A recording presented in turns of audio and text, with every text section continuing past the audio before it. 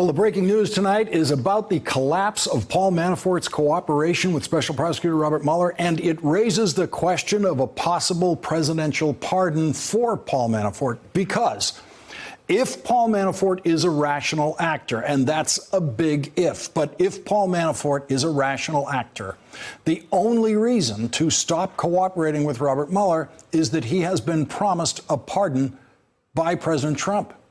Today was one of those days when the breaking news was actually scheduled and expected, because today was the deadline for the filing of a so-called status report in Paul Manafort's case.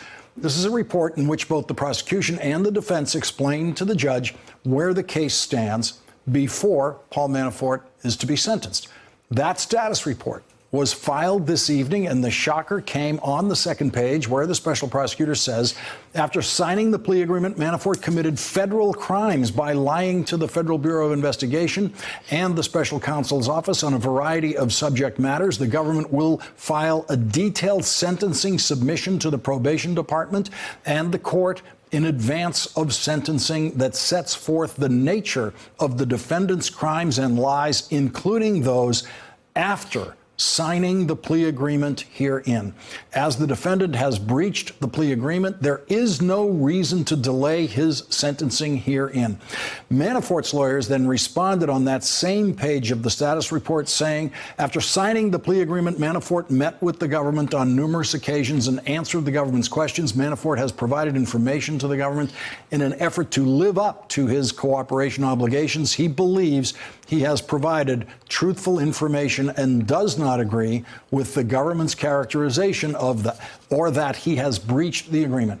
Given the conflict in the parties' positions, there is no reason to delay the sentencing herein, and he asks the court to set a sentencing date in this matter. Joining our discussion now on this breaking news, Harry Litman, former U.S. Attorney and Deputy Assistant Attorney General under President Clinton, Mimi Rocah, former federal prosecutor and an MSNBC legal contributor, and Ron Klain, former Chief of Staff to Vice Presidents Joe Biden and Al Gore, and a former senior aide to President Obama. And Ron Klain, the reason I raise the possibility of a pardon is that sentencing, which is now going to come, leaves the possibility of Paul Manafort being sentenced to decades, multiple decades, in these two cases that he's facing, this one in D.C. and the other one in the state of Virginia, federal court in Virginia. He, if he's rational, has to think there's some better deal than whatever the sentencing agreement would be with the special prosecutor.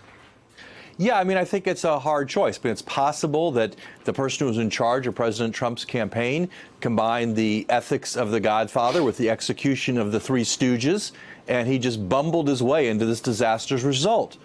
But as you say, if that's not the case, if this isn't just a horrible, completely irrational set of acts by Paul Manafort, then it does raise the serious prospect that President Trump has dangled or promised a pardon to Paul Manafort if he refuses to cooperate, notwithstanding his promise to do so. I mean, Mueller really holds all the cards over Manafort because of the way in which this agreement was structured and all the different ways in which Manafort took his property and Mueller took his property and all these other things. So there's no way to explain this other than complete irrationality and incompetence by Manafort or a promise of a pardon from President Trump. Mimi Rocah, it is so striking to see in writing, not just the special prosecutor saying, OK, let's get on with the sentencing, but Manafort says, let's get on with the sentencing. He's inviting sentencing where he now has no protection whatsoever against this sentencing. Right. Well, he really doesn't have a choice right now. I mean, he's pled guilty, and he either needs the government to say he's being a good cooperator, let's keep going, let's put this off, or the government's going to say, as it has, you're in breach, and Manafort's saying, well, I don't agree with that, but OK, let's go ahead and I'll contest that. And you can see already in the statement in this letter, he says, he doesn't agree with the government's characterization. This isn't about a characterization, OK? For the government to say that Manafort breached his agreement, that's a big deal. The government doesn't say that lightly. This isn't him forgetting. This isn't about the weather, as Trump said at one point. This is about a material lie and or omissions, probably plural, because Mueller would not say that in a written statement like this and say that he's committed crimes if it weren't serious and if he couldn't really prove it with hard evidence. So that's what's going to be interesting about this. What is the evidence that Mueller has about these lies, and what are they about? Are we going to see that evidence come now in the form of charges against other people, perhaps? Harry Litman, how unusual is this? Here you have a cooperating witness who's cooperating in order to get a reduced sentence, and suddenly the prosecutor he's cooperating with goes into court and says, he's been lying to us. He's been lying to us after he signed a plea agreement with us, and we give up on any deal with him. How often do we see this? About 1 in 1,000, extremely unusual, and moreover, we now understand that the 10-day delay was for a final opportunity for him, in fact, to get straight.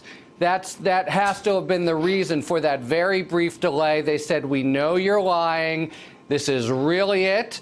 We're just going to go and straight to sentencing, and you will clearly, and he clearly is, be in far worse shape with no prospect whatsoever of ever getting out of prison if you don't play the hand completely open as you promised to, and he continued not to. As Mimi said, they'll certainly have proof of this, and it's an extraordinary turn of events, especially in a case like this, and not one Mueller would have wanted. I mean, Mueller gets forced into it because Manafort refuses to give the full account.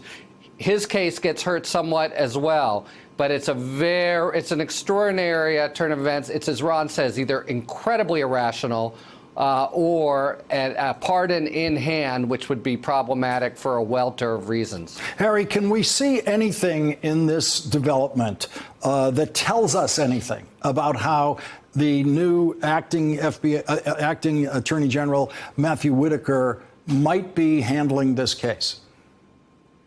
I think the short answer is no. I think this so far has been just Mueller to Manafort. My best guess is Whitaker hasn't even had any involvement at all. But in any event, Whitaker is in no position to second-guess Mueller when he says, we have a witness here who is lying to us and not cooperating. The plea agreement is breached. So that would have been the same under Rosenstein, Manafort, any attorney general. And Ron Klain, as we say, I'm trying to go back to making sense of this.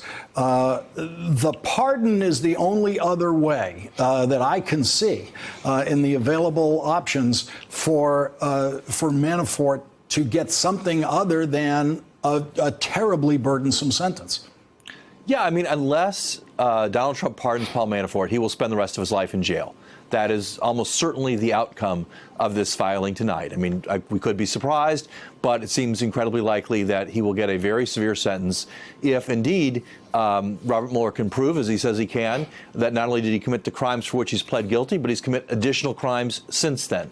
And so either Manafort completely stumbled and bumbled into this, either he's so confused about the number of lies he's told, he can't keep the truth and the falsehoods separate anymore, which, again, is completely possible given the cast of characters we're dealing with here, or he believes that Donald Trump has his back. And I have to say, counting on Donald Trump to have your back, that seems like a very risky play, given how Donald Trump wrecks the lives of every person he touches. And Mimi, talk about what the special prosecutor's standard would be to put in a pleading like this today, that he's committed crimes. He's committed crimes since he signed the plea agreement with us. He has lied to the FBI and to prosecutors. This wouldn't be a matter of bumbling. This wouldn't be a matter of, oh, I got that wrong. They, as Harry was suggesting, they give him time to correct any mistake he might make, any kind of bumbling with the facts. Absolutely. Cooperation is all or nothing. In other words, they have to be completely truthful, but cooperators don't have to be perfect. and the government recognizes that. And whenever someone cooperates, you say to them, you give them a chance to correct mistakes and to remember things that they might have forgotten. What you don't give them a chance to do and you don't tolerate are what seem like what appear to be blatant lies. And I think for Mueller to say this as strongly as he did, that he lied, that he committed a crime by lying, means that they have very good proof of those lies. And we still haven't seen that. And, I think we will. But I think Mueller's standard, whether it's in this, whether it's, in a report, is always going to be something that he could use in court. And that's a very high standard. And it's why, I think that really the things that Mueller puts in writing or says are as close to the truth as we can get. And that's something that Manafort is just not familiar with. I just don't think he doesn't think that he tries to act like there is no such thing as truth, like someone else we know. And that's not the way it works. And Harry, the next big development here will be when the special prosecutor, as he puts it, sets forth the nature of the defendant's crimes and lies, including those after signing the plea agreement. Special prosecutor has promised to make those available to the judge in real detail. And that's where we will learn a lot about what this is about. If it's not under seal, which is a possibility. But yes, he'll give chapter and verse, and as Mimi says, it'll be good enough for the judge. That's not exactly the same thing as being usable in a jury trial. There might be rules of evidence that would mean that the evidence he has to show Manafort lied wouldn't necessarily be something he could use in a jury trial. That's a tricky thing. But I think it's clear that Mueller has the goods on him. Even Manafort's statement is tepid, right? It says he thinks he provided truthful information, but doesn't really deny that he, at a minimum, held back on many things. So I think, as Ron says, there's no chance Manafort sees the outside of a prison now, and unless he gets the get-out-of-jail-free card from Trump with all the possible scandals and investigations that would entail. And Ron Klain, there's something in the Paul Manafort Rick Gates' office where they used to work together that makes them incapable of telling the truth, apparently. Rick Gates had a similar problem with the special prosecutor, actually, when they're at the earlier stage of making a proffer to the special prosecutor about what he could plead to. And they decided he was lying about that. And so he had to get that straight before he could go forward. And these are guys who spent their lives in Washington watching people get in trouble in corruption cases, watching people creating more trouble for themselves by lying to the FBI and lying to prosecutors. Absolutely, Lawrence. But I do think it feels like we are really getting one step even closer to a constitutional crisis tonight, because I think, Manafort is at the center of the Russian collusion issue, and is at the center of whatever went on between Russia and the Trump campaign. And if Mueller has positive proof that he has lied about that in particular, and if he's prepared to file that with a court in the near future, now maybe it'll be under seal, as Harry suggests, so maybe we won't see it, but if it's a public document and it makes the case that that Manafort has been lying about Russian collusion, and Trump then pardons Manafort, that really is smack dab in the middle of a president essentially pardoning himself for cooperating with a foreign power in the presidential campaign. So, I do think the crescendo is building, the music is rising here. We're headed to something very significant here in the next few days. And Mimi, given Paul Manafort's involvement with Russians and people close to Vladimir Putin and the work he did in Ukraine, when you see what Vladimir Putin apparently is willing to do to people around the world, including poisonings in London and elsewhere, is it possible that Paul Manafort is thinking the biggest fear he has is what Putin might decide to do if Paul Manafort becomes a cooperating witness who then eventually is free? It's definitely possible, which sounds a little bit contradictory, yes. But yes, we don't have sort of evidence of it with respect to Manafort, but we have evidence of Putin's actions with respect to other people who could incriminate him and his actions around the world. And that is what we at least think, Manafort could possibly provide. And so when you put those things together, it would make sense that that's something he is afraid of.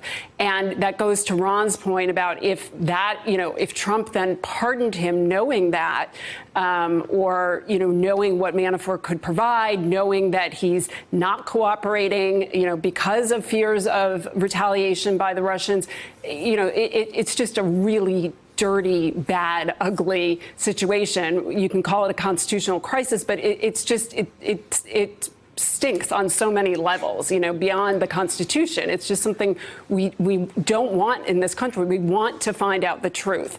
And that feels like that is what is being prevented. Well, Donald Trump's disapproval rating with Gallup is at an all-time high of 60% tonight. A Manafort pardon might find a new high for that number somewhere down the road. Harry Litman, Ron Klain, Mimi Rocah, thank you all for leading us off tonight. Appreciate it. Thanks for checking out our YouTube channel. Subscribe by clicking on the button below for more from The Last Word and the rest of MSNBC.